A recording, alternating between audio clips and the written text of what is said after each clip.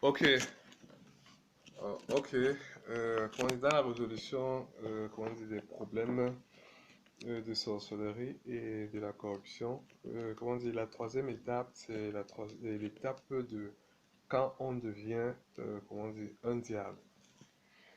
Ok, devenir un diable, c'est quoi? C'est vouloir gâter la vie de la personne, surtout si elle parle de vous.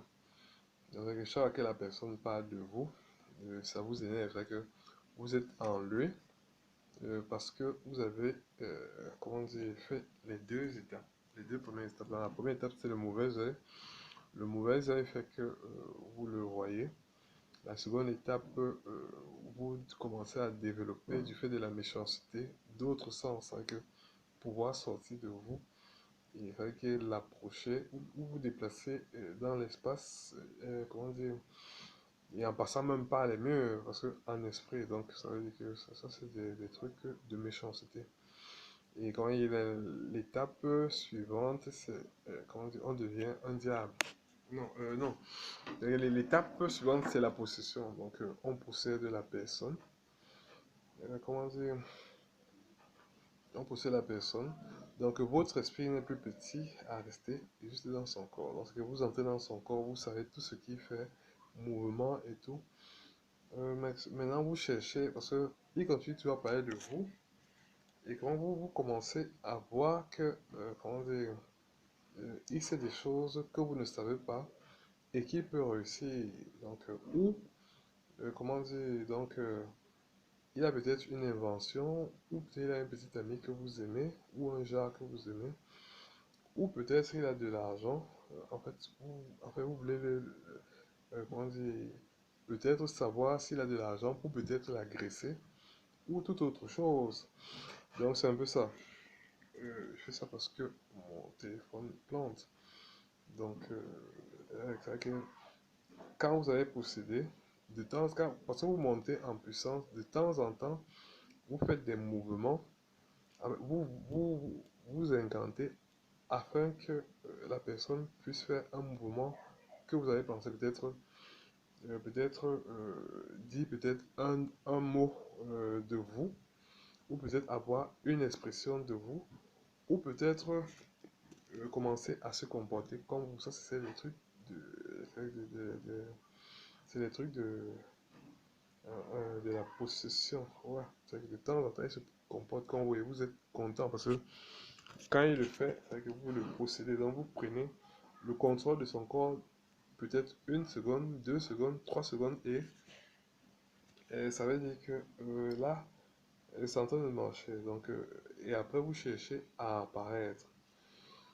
Si vous cherchez à apparaître, mais là, c'est comment dire, un autre niveau qui est ce qu'on appelle devenir un diable. Mais c'est vrai que vous pouvez en finir quand vous essayez de lui faire des gestes ou essayer de se faire de se comporter comme vous.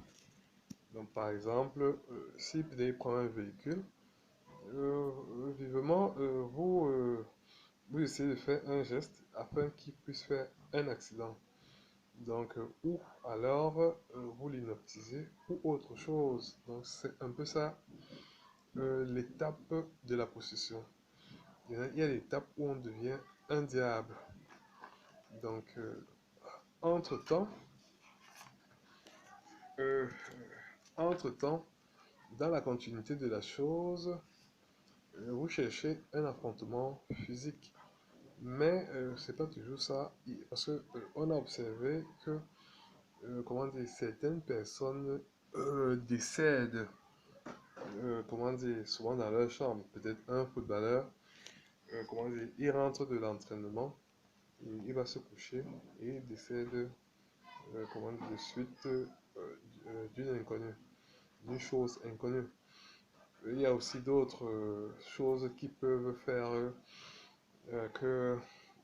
Qu'est-ce qui peut motiver une personne à vous faire du mal? C'est-à-dire que il y a d'autres phénomènes qu'on observe, c'est-à-dire que la personne, vous voulez peut-être la place de la personne, peut-être le poste, vous voulez peut-être la chose de la personne, vous voulez peut-être, dans le football ça s'observe, vous voulez peut-être sa place, Comment dire, d'autres veulent leur petite amie, et d'autres veulent, comment dire, des choses, donc d'autres choses, peut-être l'âme.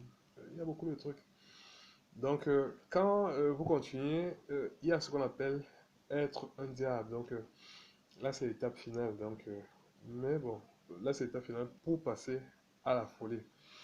Donc, vous venez pour un affrontement physique. Donc, c'est que vous sortez de lui, vous êtes assez puissant. Vous pouvez vous manifester.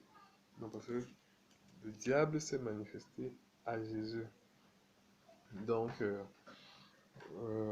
vous devenez un diable. Comment dire? Et la plupart des temps, quand on devient un diable, c'est pour terrifier. Donc, c'est que quand on apparaît, c'est que vous apparaissez sur un objet ou sur une photo. Quand il voit la photo, il crie, il ne comprend pas et ça, ça, ça, ça fatigue son cerveau, ça fait des trucs. Donc, c'est souvent le début de ce qu'on appelle, ce que vous appelez la folie. Donc, c'est là que il voit des esprits. Après, vous manifestez et vous terrifiez.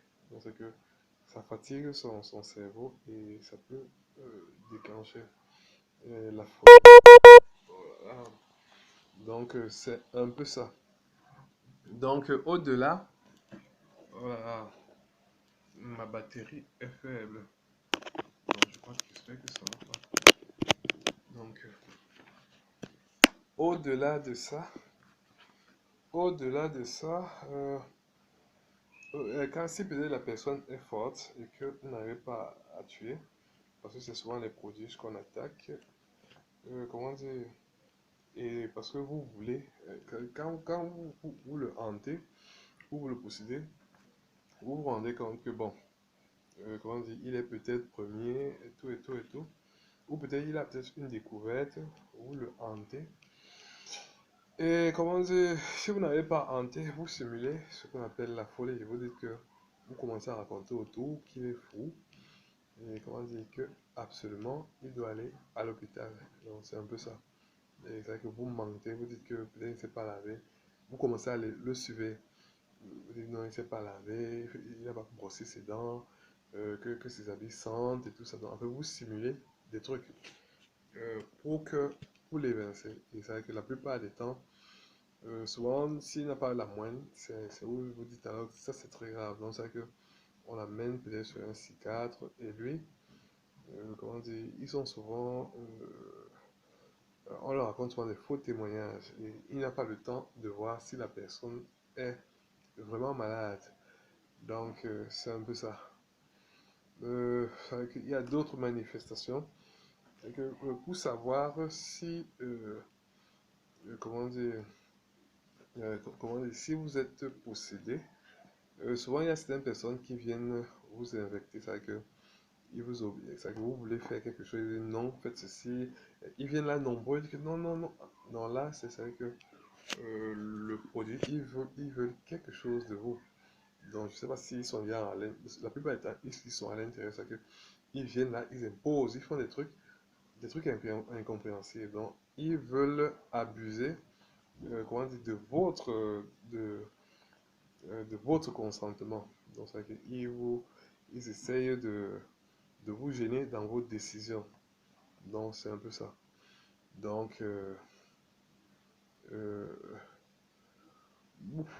c'est un peu ça. Donc, le sorcier ne fait pas trop peur. Donc maintenant, là maintenant, ayant, comment dire, dit les trois phases, comment dire, qui peuvent en suivre, c'est que on a vu la phase où la personne peut être folle.